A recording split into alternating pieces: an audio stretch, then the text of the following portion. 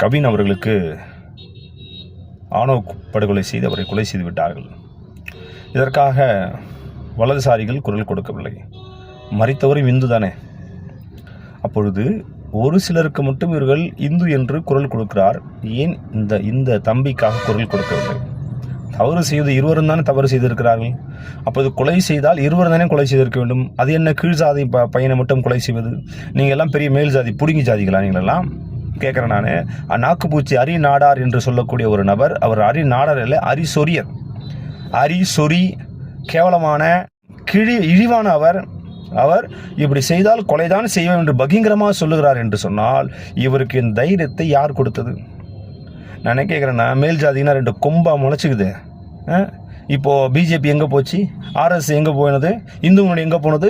சபைகளுக்கு மட்டும் திருச்சபை நடத்தக்கூடாது சொல்லி ஓடி வந்து அப்படியே நொட்டுறீங்களா? சர்ச்சை நடத்தக்கூடாது, இது வந்து சட்டவிரோதமாக. இப்போ சட்டவிரோதமாக சட்டத்தை கையில் எடுத்துக்கொண்டு ஒரு காவல் அதிகாரியுடைய மகன் கொலை செய்திருக்கிறானே, இதற்கு இந்து முன்னணி ஏன் குரல் கொடுக்கவில்லை?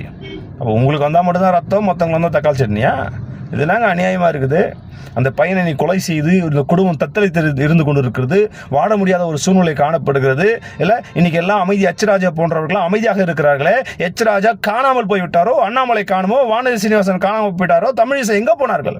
இப்போது குரல் கொடுக்க வேண்டியது அவனும் இந்து தானே. அப்போ என்ன என்று சொன்னால், உங்கள் மதத்தில் சாதி அடிப்படையில் நீங்கள் இந்துக்களாக பார்க்கிறீர்கள். உங்கள் கீழ் சாதி என்றும் மேல் சாதி என்றும் சாதி அடிப்படையில் தான் நீங்கள் வைத்திருக்க தவிர, எச்ராஜா கவின் அவர் குடும்பத்தில் பொண்ணு எடுப்பாரா? இல்லை வீட்டில் ஒரு சாப்பிடுவாரா? இதெல்லாம் செய்ய மாட்டீங்க. இன்னைக்கு அந்த புள்ள செத்து போயிட்டான், குரல் கொடுக்க ஆள் இல்லை. அண்ணன் திருமா மாத்திரமே இன்னைக்கு குரல் கொடுத்து கொண்டிருக்கிறார். ஆனால் இப்படிப்பட்ட ஒரு சூழ்நிலை இருக்குது. அரிநாடார் போன்ற இப்படிப்பட்ட சாதி வரி பிடித்த ஓநாய்க்களை குண்டர் சட்டத்தில் கைது செய்திருக்க வேண்டாமா? இந்நேரம் அரிநாடார் துப்பாக்கி சுட்டு இருக்க வேண்டாமா? அரிநாடாருக்கு மட்டும் 2 கொம்பு முடிச்சது. அவ்வளவு தைரியமா பேசுற நீ பெரிய புடிங்கயா? நீ சாதி அடிப்படை நீங்க பேசுவ, நாங்கெல்லாம் பார்த்து நொட்டின்னு உட்காந்துருக்கணுமா? வாய் அடக்கம் ரொம்ப முக்கியம் பிரதர், வாய் அடக்கம் ரொம்ப முக்கியம். வாய் இருக்குன்னு பேசாதீங்க. நீங்களே கீழ்த்தரமாக இன்னொரு பொண்ணை தொடர்பு வைத்துக் கொண்டு கேவலமா பேசுறது, திருட்டு வேலை பண்ணது, ஜெயிலுக்கு போனது எல்லாம் எங்களுக்கு தெரியும். நீ வந்து பேசக்கூடிய ஒழுக்கமுள்ள ஆள் கிடையாது. நீ பேசவே கூடாது. நீ வந்து பேசுற, அந்த பையனை வெட்ட சரின்னு பேசுற, உனக்கு அவ்வளவு திமிரா? உனக்கு எல்லாரும் வெட்டுவீங்களா? சட்டம் எது சும்மா இருக்குதா? சட்டம் எல்லாம் இவனை இன்னாரும் கைது பண்ணி ஏன் காவல்துறை அமைதியா இருக்கிறது? இவ்வளவு நாளா இதற்கு போராடி கொண்டிருக்க அண்ணன் திருமாவூர் மட்டும் இவ்வளவு போராடி கொண்டிருக்கார். திருமாவூர் ஆளுமை இல்லை என்று சொன்னால் இன்னைக்கு தலித் மக்களை இந்த மேல் சாதி சொல்லக்கூடிய கேவலமாக வெட்டி கொலை செய்திருப்பார்கள். அப்பவும் அரசாங்கம் அமைதியாக தான் பார்த்திருக்கும். அப்போது எச்சரிக்கை கோபம் வராது, தமிழிசை கோபம் வராது, வானதி சீனிவாசன் கோபம் வராது, இப்ப நைனா நாகேந்திரன் கோபம் வராது. ஏன் அப்படின்னா அவங்க எல்லாம் கீழ் சாதி இந்துக்கள், மேல் சாதி இந்துக்கள் கிடையாது. அதனால கோபம் வராது. இதே வேற யாராக இருந்தால் அரசியல் செய்யணும் அப்படின்னா, விளம்பரம் செய்யறோம் அப்படின்னா உடனே அவங்க இறங்கி வேலை செஞ்சிருப்பாங்க. நாங்க இந்துக்களை ஒடுக்குறீர்கள், இந்துக்களை கீழ்படுத்துறீர்கள். இந்த நாட்டில் இருக்கக்கூடிய 80% மக்கள் இந்துக்கள், 80% மக்கள் கீழே இருக்கிற 3 இங்க இஸ்லாமியர்கள், கிறிஸ்தவர்கள், புத்திசம், சைனிசம், இந்த 20% மக்கள் போய் 80% ஒடுக்கிடுவாங்களா? என்னங்க பேச்சு இதெல்லாம்? கீழ்த்தரமா இருக்கிறது. அரிநாடார் போன்ற சாதி வரி பிடித்தவர்களை கைது செய்ய வேண்டும். ஒருத்தர் திவாகரன் ஒருத்தர் வந்திருக்கான்.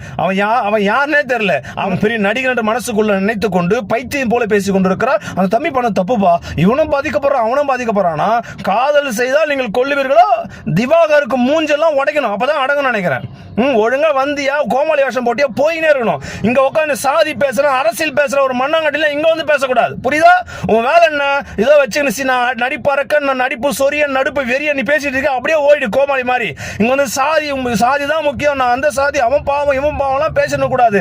இந்நேரம் காவல்துறை கைது பண்ணிருக்கணும். ஏன் கைது பண்ணாம இருக்கு? சட்டத்தை தன் கையில் எடுத்துக்கொண்டு ஆணவமாக திமுறாக பேசிக் கொண்டிருக்கிறவர்களை காவல்துறை உடனடியாக கைது செய்யணும். இனி ஆணவ படுகொலை நடக்கக்கூடாது. இதற்கு கடுமையான சட்டங்களை வகித்தால் நலமாக இருக்கும் என்று அநேகர் எண்ணுகிறார்கள். நானும் எண்ணுகிறேன். நன்றி.